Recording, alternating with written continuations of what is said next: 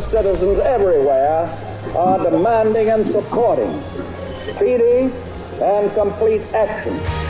Broadcasting from the We Act Radio studios in Washington, D.C., heard live across the nation, this is Take Action News with David Shuster. Many of the world's great movements of thought and action have flowed from the work of a single man. There is work to be done. The state of our economy calls for action, bold and swift, and we will act. We will take action when action is required. And welcome to Take Action News with David Shuster. This is executive producer Daniel Marans, and we have a breaking midweek news update on the protests that are sweeping across the entire nation of Turkey today.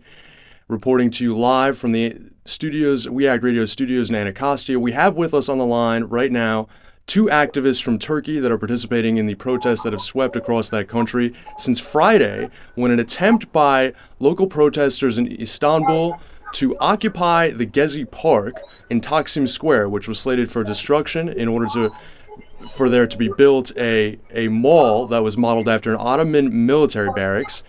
That protest was violently confronted by the police. The images of police brutality were seen across the nation, and in part, that inspired, and through social media, protests all across the entire 80 million nation of Turkey, including in some of the more conservative parts of the country in eastern Turkey. And there are still reports of tremendous police brutality. The Turkish Human Rights Association reports that it believes over 1,000 protesters have been treated inhumanely, that some 3,300 people were detained since the beginning of the protests on Friday. And we can now report that at least 2 protesters have been killed, according to the Associated Press. Just yesterday, Abdullah Jomert, the 22-year-old member of the Republican People's Party, an opposition party, was apparently, we now believe, beaten, and the wounds he sustained from that killed him. It was originally believed that he was shot, but it looks like the provincial government is now saying that he was beaten to death in that particular case, and this was in Ankara, the capital of Turkey. We have joining us right now Sean Hobbs, who's an American writer living in Turkey for many years and a multimedia journalist. He is the editor and founder of Istanbul Voices. You can read his blog and his work and his multimedia journalism at istanbulvoices.org. Sean, thanks so much for joining us. Happy to be here. Very, very happy. Thank you for having me. Also joining us is Samet Atasoy. Samet is a student, writer, translator, and contributor to Kaos.gl. It's a Turkish gay and lesbian blog, and he is joining us from Ankara, Turkey, the capital of the country. Samet, thank you so much for joining us as well. Thank you. Thank you very much for having me. So, Sean, I want to talk to you first because I read your piece and about sort of the different freedoms that it's called Different Freedoms, Politics of Revolt in Turkey. I encourage all of our viewers and listeners to go check it out at istanbulvoices.org. And Sean, you're essentially saying that you've been in Gezi Park at the original occupation that got this entire thing started, these massive protests now against the government of Prime Minister Tayyip Erdogan. And you say essentially that there are kind of the classic secular nationalists from the old Turkish elite that were sometimes associated, and maybe it's fair to say, with that sometimes had the sympathy or the protection of the military establishment, and hold their and believe very strongly in the legacy of Ataturk, Mustafa Kemal Ataturk, who founded Turkey as a modern nation in 1923, and yet they're coexisting with religious protesters, with Kurdish nationalist protesters, with leftists who don't share their nationalism, and yet they're peacefully commingling. Tell us what that was like to see that, and why that's unique. I think it's really, I've never seen anything like it in Turkey, and I think it shows that we're living in an entirely new country. The fact that for the last 10 years, the Kemalist group that you're talking about, these are the secular nationalist group that are, as you said, strong supporters of Ataturk's legacy, will have many meetings. And there were meetings that were more or less ignored by the government and ignored by the general populace, because they were, in some ways, about 20% of the population, maybe. The numbers can change, but they didn't represent a strong enough number to demand social change. But what's occurred very in a spontaneous manner is that these different groups, as you listed, Kurdish nationalists, or at least Kurdish rights supporters, leftist groups, the gay, lesbian, and bisexual community, everyone's together at one point, and everyone is viewing each other. Maybe there isn't an idea of solidarity. Maybe that might not be possible, or maybe it will be possible in the future. But at least there's an idea of cooperation. There's an idea of acceptance. There's an idea of tolerance, and it's something that I just really didn't see in Turkey. Perhaps Turkey needed an Islamist, neoliberal government to galvanize these other voices over the last 10 years. Well, Sean, it's such a good point, and I want to get a little bit deeper and provide a little bit more background for our viewers just on that point, which is that the current Prime Minister of Turkey, Prime Minister Recep Tayyip Erdogan, has been Prime Minister since 2002, and some believe that he's been the most powerful leader of Turkey since the founder Ataturk, and his Justice and Development Party, the AKP Party, if I got that correctly, is essentially a moderate Islamist party that believes in some strengthening of the government's support for religion and perhaps involvement in Islam in the country, or at least support for religious residents and public displays of religious behavior. And also, at the same time, a tremendous boom of capitalist economic development.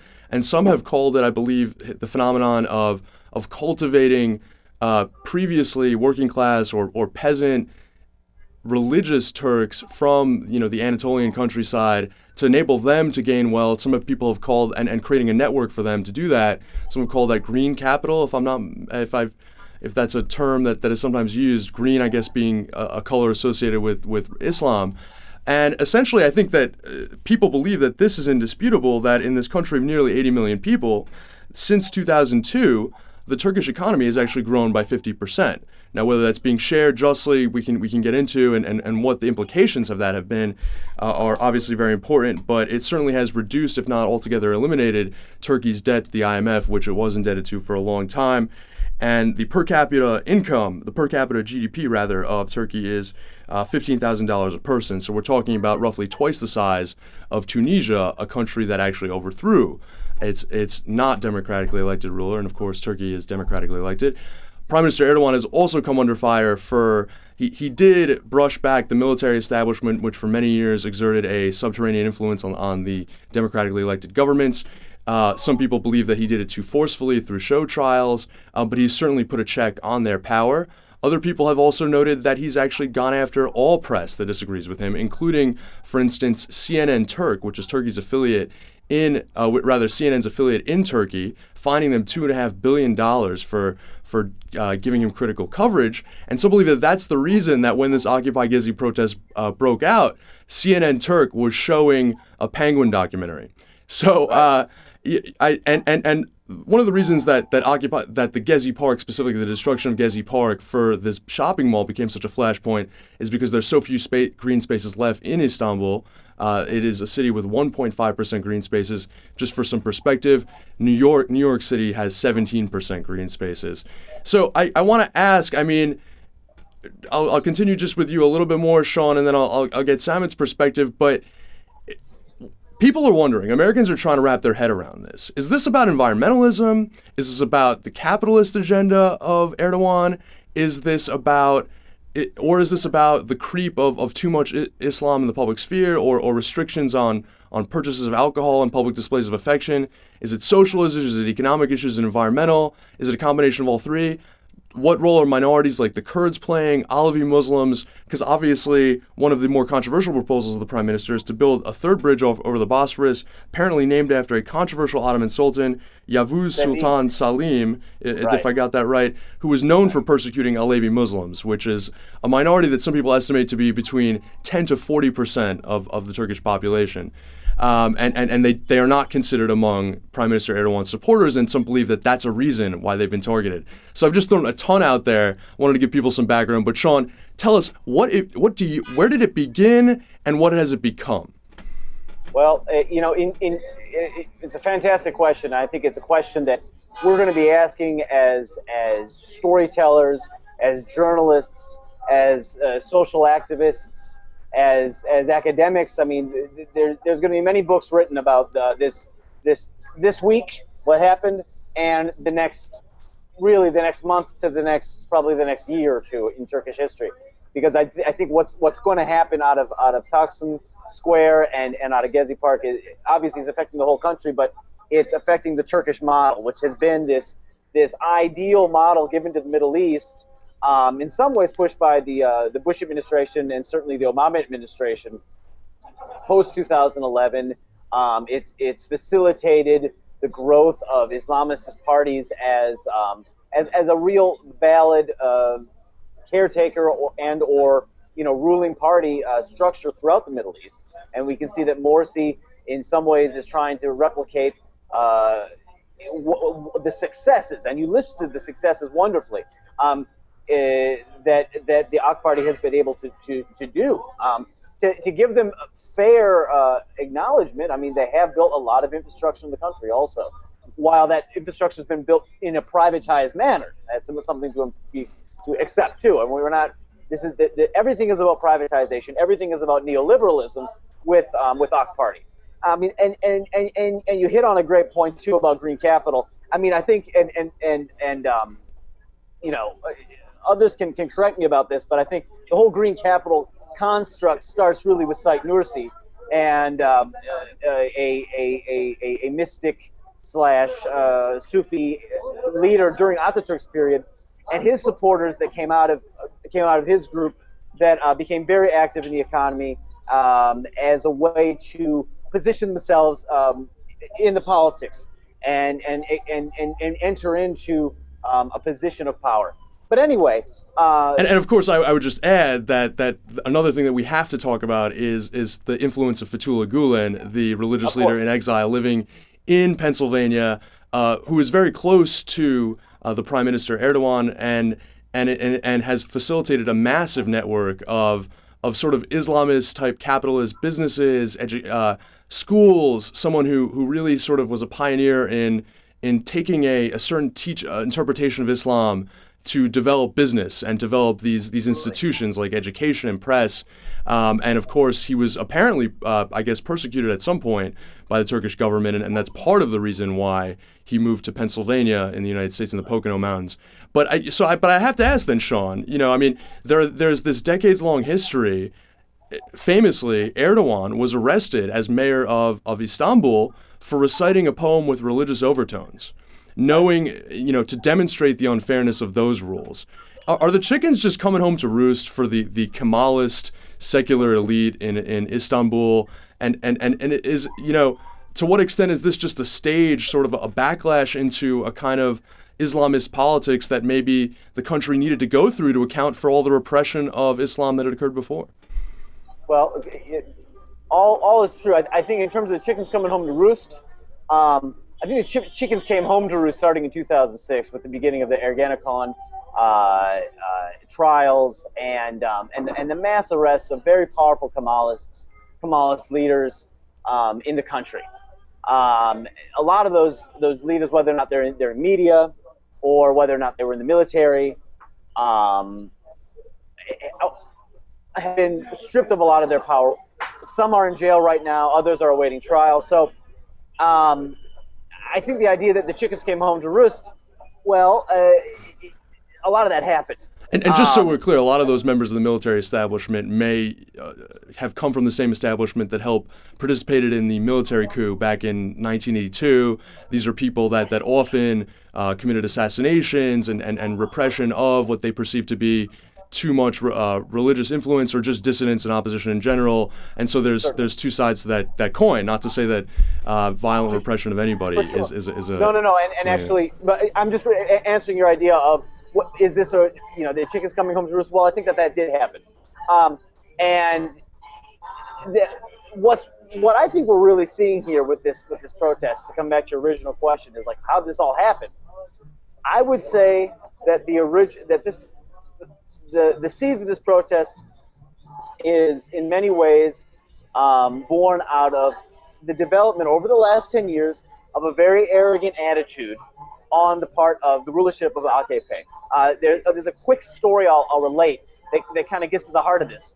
Prime Minister Recep Tayyip Erdogan, during the Children's Day, they have a Children's Day holiday in Turkey on April 23rd. This last year, the tradition is a boy or a girl will come into the Prime Minister's office. He'll put them on a chair, and they'll officially rule the country or whatever, be the Prime Minister for a day. Well, he said this year, if I make sure they got this quote right, but it's now it's your chance. He said to the boy that was seated at his desk, now you'll be able to cut and hang.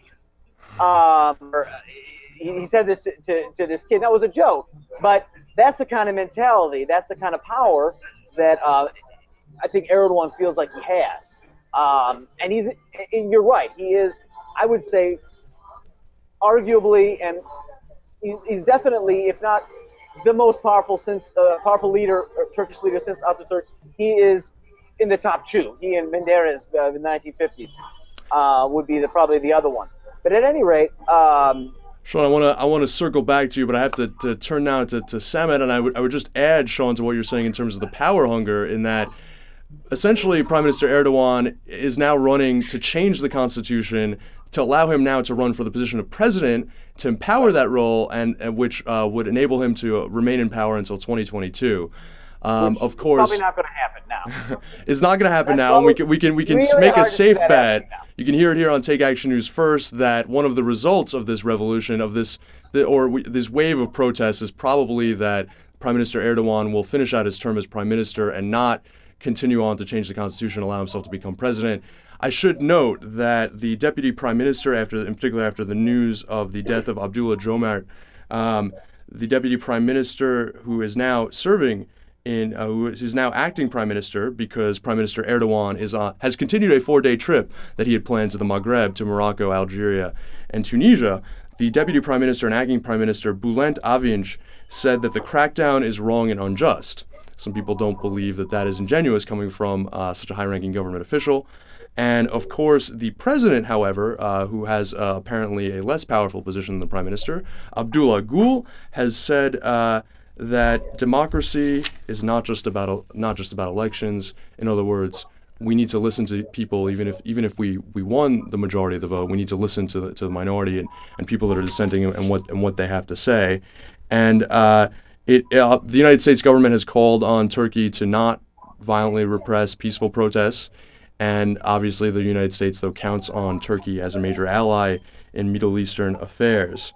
So it's obviously very interesting that Prime Minister Erdogan at this point is out of the country at a moment when the country is blazing with protests. At this point, many of them involved in destroying property, though that did not start out that way. It was in response to police, and the media has not been covering this adequately, and so social media has filled that role. We now know that the hashtag Dear and Gezi Park has been tweeted 1.8 million times as of yesterday, 85% of them from the country of Turkey. That has been crucial, and in fact, that's why Prime Minister Erdogan has called social media a menace. Samet Atasoy is a writer and translator and a blogger for KaosGL, that's KaosGL.com, a gay and lesbian Turkish blog and website, living in Ankara. Samet, you're living in the capital right now. Are people shocked that the Prime Minister continued his trip to North Africa? It's not really shocking. I think it's an extension. I mean, I'm not personally shocked because it's an extension of how he ignored the situation. The plans of the trip was already done long before the protests became serious, and his position towards the protests didn't change all throughout that time. He always made remarks about, and that actually added to the protests themselves. He personally attacked the people who did the protests with calling them names, calling them looters and whatnot. And this drew more people to do this. But the most interesting part in this is that this is unique because people finally found a way to make the news themselves. I think Tayyip Erdogan represented so much of the government, almost all the government, and simply because of that reason, all the success, all the good things that happened in the country was about him and him only, and his party naturally. Whenever he promoted the things that happened in the country that were good, all the trees that they planted, all the new buildings that they built, it was all about AK Party and how they succeeded in doing this. There wasn't even a mention of the people most of the time, and people became a passive participant in a fastly moving train, and like a train of like capitalist growth. And most people, of course, were happy to be a part of it because there were more jobs and more places to be.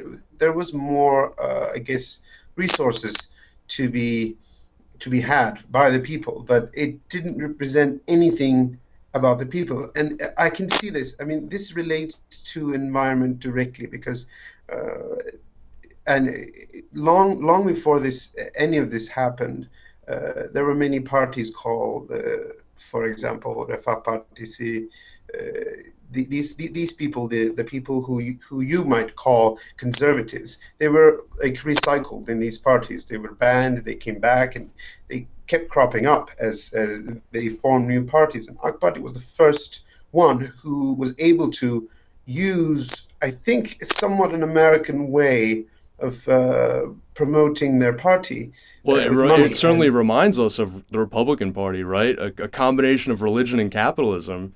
And neoliberal philosophy. I mean, it's kind of Republican. Yeah, and the American model.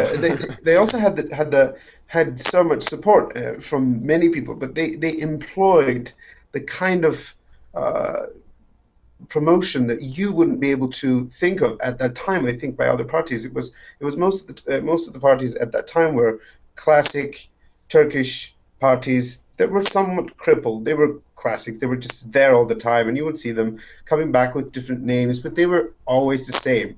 AK Party represented something new and something more vibrant and energetic and like development and, okay, justice doesn't really sound exactly about progress, but it's there. I mean, it meant something good to the people. And when they took things up, they made it their own, and whenever they built something, it was their success and their style. They put something in there that made it theirs, and I don't think there is a division between the people and the government. There is a division between the idea that has been played out so many times over the past 80 years, and another group of people who had another idea, and they've been like brewing on the side for so long, and the last 10 years, AK Party, I think there's always somewhat of an unfinished business in Turkey by one group or the other. Conservatives, progressives, Kemalists. I mean, there is always an unfinished business, and this plays out in the parliament all the time. They're saying you did that, and I think it's classic for politics because it's really a serious problem in terms of democracy in Turkey. There's kind of a vicious cycle at play in which one side is constantly retaliating for the other side. Samet Atasoy is talking to us from Ankara, Turkey, the capital city of Turkey. And of course, this is Daniel Marans, executive producer of Take Action News with David Shuster, providing you with a midweek special breaking news broadcast, live coverage from activists in Turkey on the ground, part of the protests that are sweeping that nation of nearly 80 million people and perhaps changing the world with those protests. Samet, you have a forthcoming blog post that I had the privilege of getting a chance to look at, and I'm tentatively calling it A Tale of Two Mustaches, because it's about what you see as kind of, in a way, the epic personality that was Ataturk. And I know that at times he didn't have a mustache. I should be more clear about that. But Erdogan certainly does. And you use that as a metaphor for Erdogan's just personal arrogance. Tell us a little bit about what you have coming out on that. Okay. So today, actually, his assistant, not advisor, Tayyip Erdogan's advisor, called him a leader that would only appear in 100 years in Turkey, and that he wouldn't allow anyone to trample over him or whatnot. He certainly did have a good amount of charisma when he first came out within the AK Party. Not before that. Before that, he didn't represent as much as what he does today. And I think from that time on, he started accumulating more and more success on his own record. He accumulated this story that he created for Turkey, and I think there were so many instances that he wasn't successful, but it was quickly forgotten because his success also is naturally manipulating the media. But that is, I definitely believe that they consider a necessity to run a safe and proper country. I don't think that they are doing this with intentions that are sinister. They're doing it for the purpose of a good government and for the purpose of keeping things tight and keep people happy. And that problem, I think, over the years, he didn't change much. He was always arrogant. He had a problem with language and communicating with people. He angered people so many times with what he said to regular activists or just another citizen, really.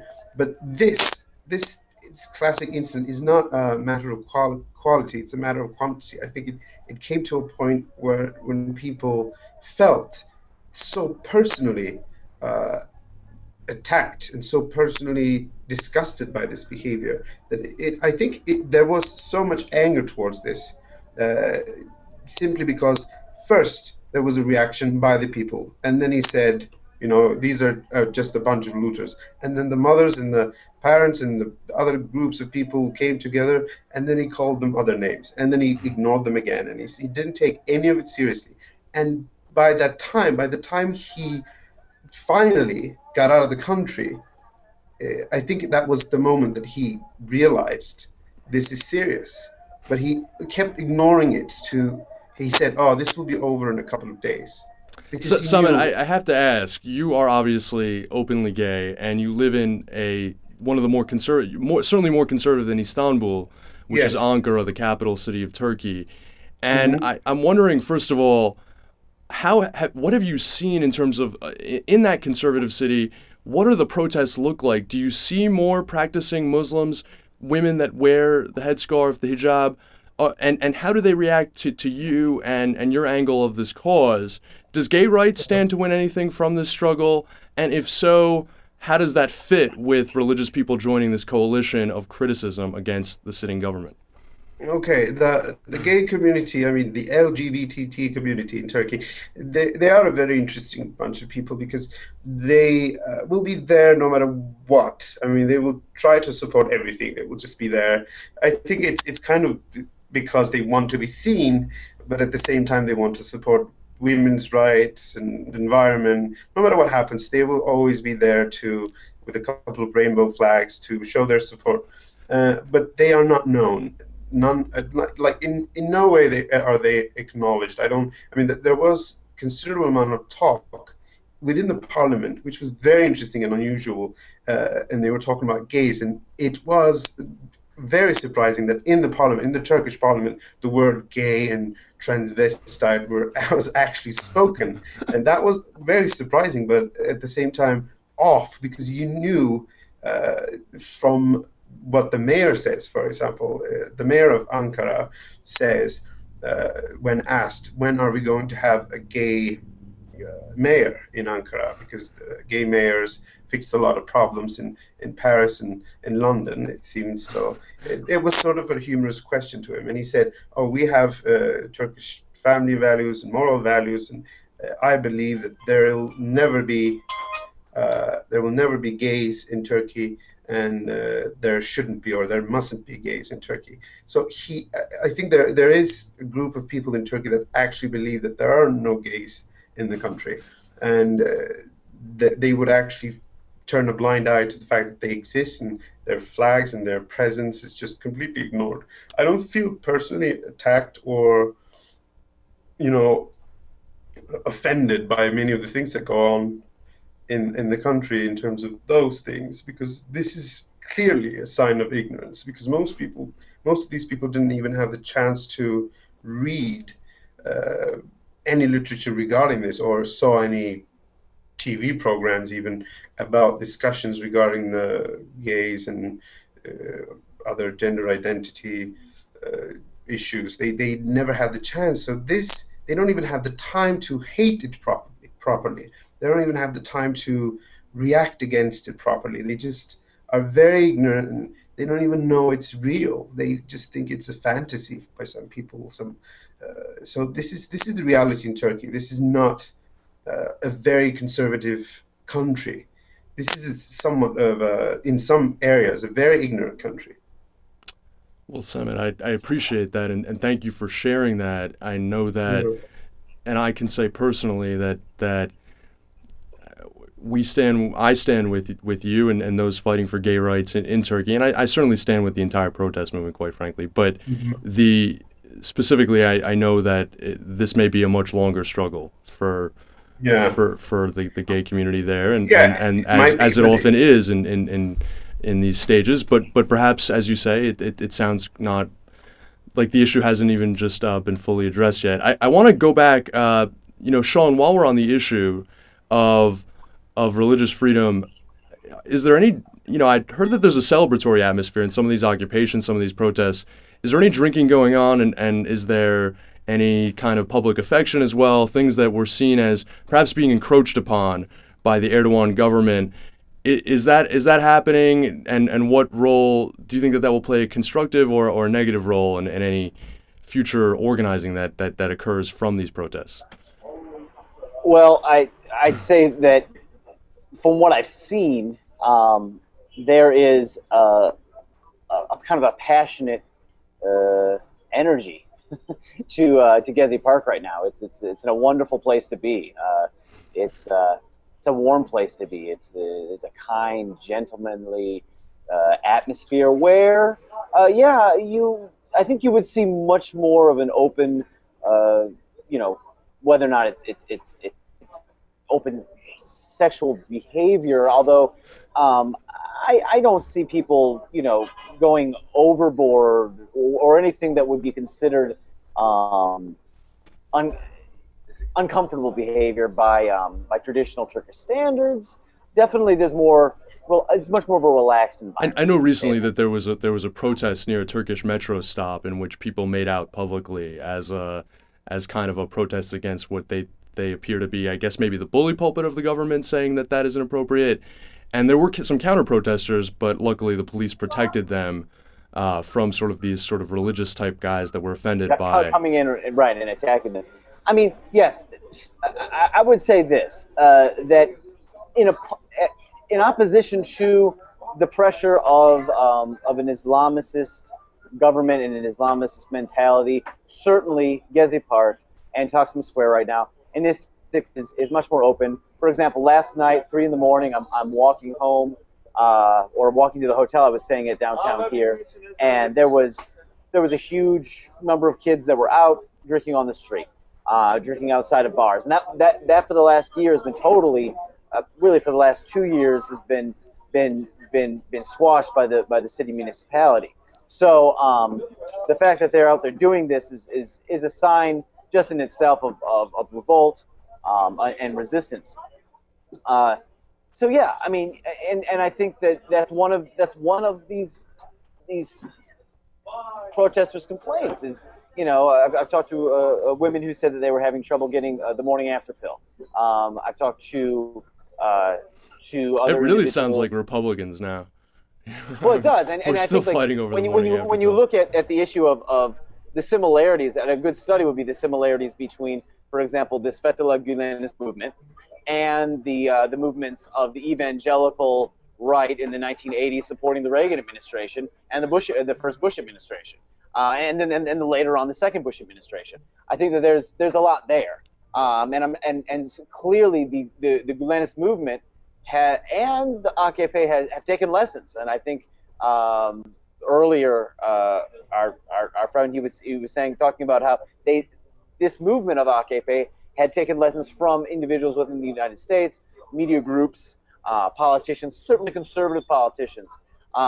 This doesn't, this process of neoliberalism mixed with an Islamist or conservative religious ideology certainly isn't anything new. The fact that they've successfully applied it in an Islamic context is special. But beyond that, it's not as if there weren't earlier precedents. But yeah, so clearly, the same way you would see individuals reacting against strong evangelical values, in the United States, you might be able to make some kind of argument that a similar thing is happening right now in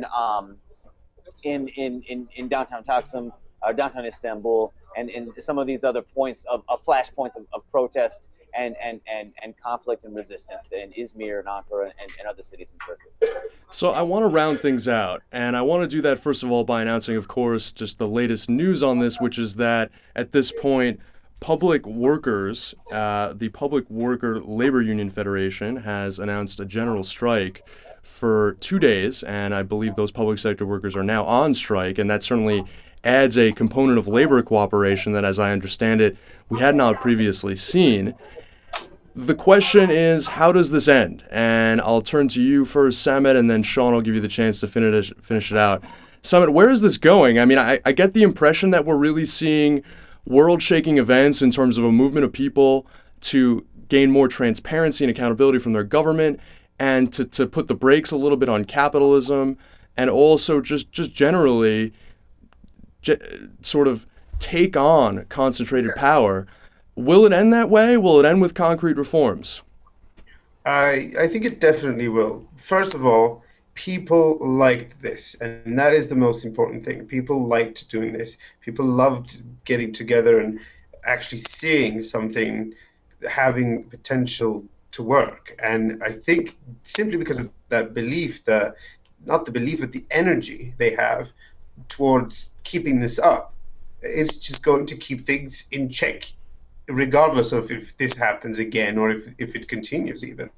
Because this happened, and this was ignored by the government, and the top guy of the government chose to ignore it, and it came to this point. And if this will just be something that will linger in the minds of the leaders and the governments to come, they will see it as something that can happen, and they will have to change their attitude. And this might bring reforms. This might bring less arrogance by the government, or this might even change everything in the country, because the cap on most people, especially people who didn't talk about anything, started talking, and this is slowly creeping up behind. It's almost like a situation that you would expect from like a almost dying dictator.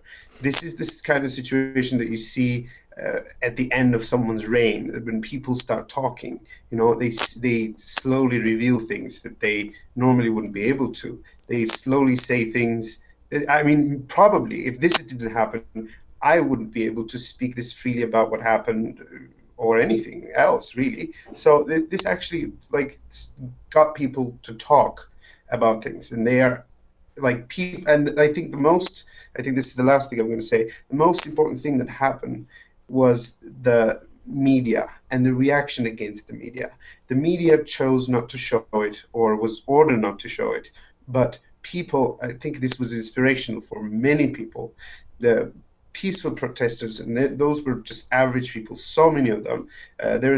There's a news network called NTV in Turkey, and it's one of the biggest ones, and they are always promoting themselves by telling people how free and neutral they are.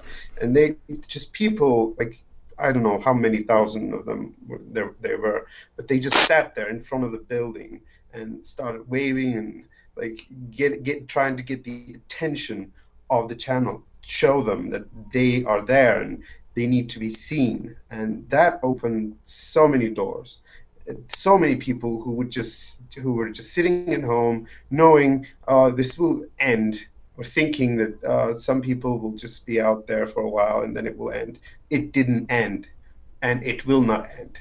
Maybe it will not continue as as fired as it is, as passionately as it is going on right now, but it will have an effect, definitely. Okay, that's all I'm going to say. Thank you so much, Samet. Sean, that was wonderful and extremely enlightening. Sean, so you were saying before the show that this is a different country, that this is a different Turkey from a week ago, the one that you knew. But will it lead to, let's say, a new party than the AK Party taking power after Erdogan is finished? Or will it remain the same party, different policies, different reforms? Will it lead to changes in the media, as Samet is discussing? And is the public sector union strike a new phase in this struggle? Okay, well, I think the first thing that I'd like to mention in response to your question is a conversation I just had with one of the leaders on the square, and in Taksim Square. He related that what had happened had been something that no one expected, but it was built up over time. It was built up over a year and a half ago, the Robatsky scandal, where 34 villagers were massacred by the government, which was then covered up. That was one step in the government taking over a more active role in controlling the media.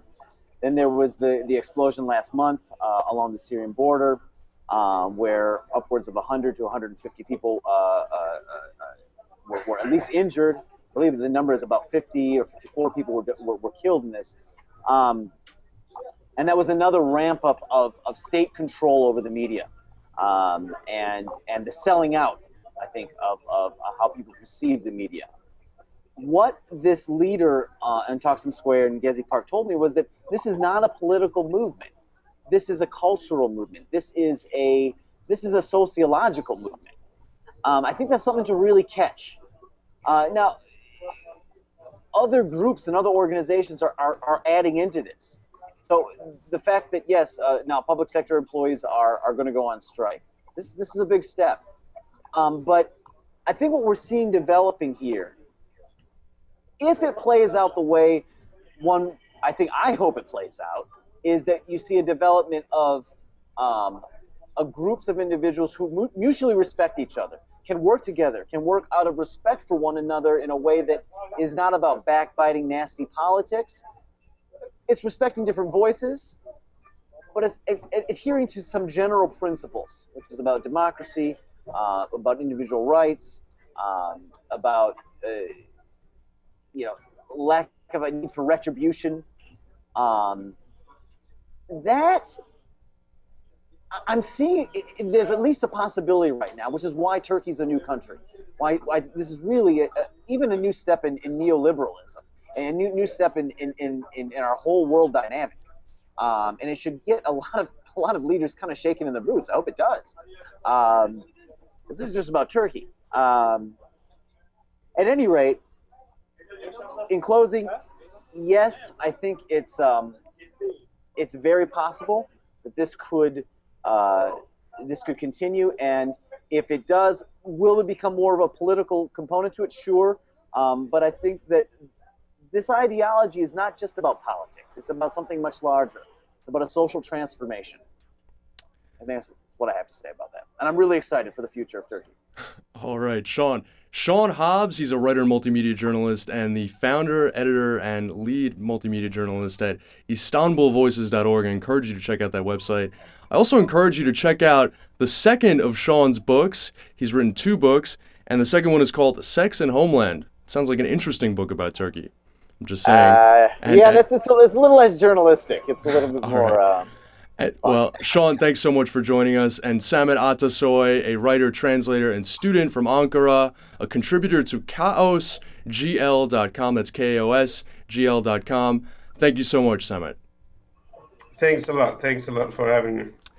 Folks, this is the news that is changing the world right now. A country of nearly 80 million people, one of the largest Muslim countries in the world, a country that is considered a bridge between the East and West, the country of Turkey. Now under the leadership, after 10 years, of Prime Minister Tayyip Erdogan, is in waves of protest and open revolt in the squares of some cities that are considered some of the power bases of that prime minister. Prime Minister Erdogan remains on a 4-day trip to the Maghreb that he had planned before these protests first broke out over the destruction of a park, Gezi Park, in Taksim Square in Istanbul, Turkey. We'll be following these developments closely, but one thing's for sure, as our contributors Sean and Samet told us, things will not be the same in Turkey no matter what. For Take Action News, this is executive producer Daniel Marans.